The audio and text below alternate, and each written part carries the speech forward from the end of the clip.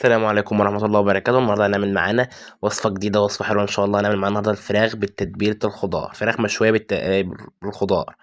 معانا هنا فرخة مقطعينها 4 أرباع، تمام، ومشرحينها عشان خاطر التتبيلة كلها تشرب منها، تمام. معانا فرخة مقطعينها 4 أرباع ومشرحينها. هننزل عليها بالفرخة دي، هننزل عليها ببصلتين كوباية مقطعين جوليان، طماطميتين مقطعين جوليان، بصل متقطع شرايح، توم.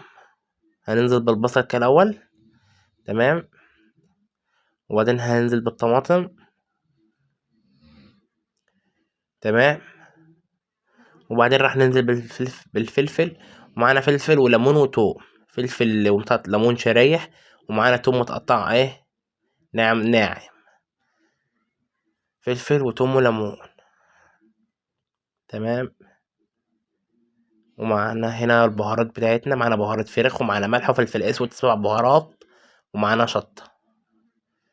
وهننزل بيها على الكلام الجميل ده، وهنقلب الفرخة بقى كويس جدا.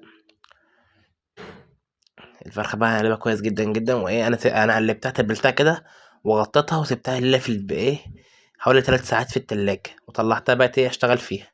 دلوقتي بقى هطلع الفراخ بالخضار، تمام. ده الخضار بقى أنا طلعت الفراخ منه. هنزل معايا ب4 بطاطسيات تقريبا متقطعين شرايح، تمام.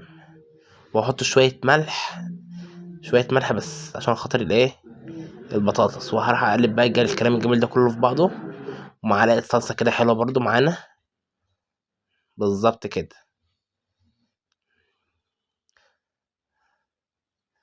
وهو منزل كل ده في الصينية الجميلة بتاعتي، بالظبط. ايوه تمام.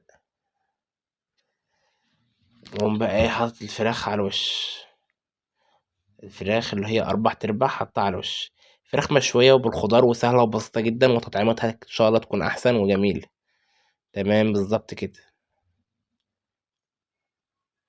معانا بقى معلقتين سمنة بلدي كده على الوش، يطعموا الدنيا، يظبطوا الليلة، تمام. ومعانا شوية زيت على الوش. وهنرفعها على البوتاجاز بقى لمدة ساعة إلا ربع، لغاية تعمل كده، بالظبط كده. بس رفعتها على البوتاجاز معايا لغاية ما غليت واستوت. وهدخلها بقى اديها وش في الفرن كده جميل اللي انتوا شايفينه ده.